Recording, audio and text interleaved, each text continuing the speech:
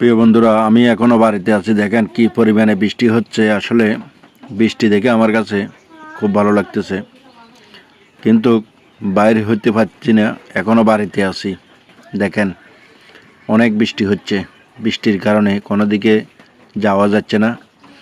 আসলে ভাই, বৃষ্টি হলে হয়তো একদিক দিয়ে ভালো আছে, কিন্তু রোদ পড়লে, গরম পড়লে আসলে আর ঘরে থাকা যায় না, বাইরে থাকা যায় না, খুবই কষ্ট লাগে।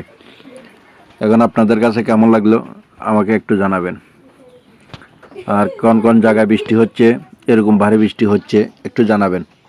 আমাদের এখানে রাত ভরে অনেক বৃষ্টি হলো, এখন সকাল থেকে 11টা বেজে গেল, এখনও বৃষ্টি হচ্ছে এইভাবে। খুব ভালো লাগতেছে আমার কাছে, আসলে অসাধারণ।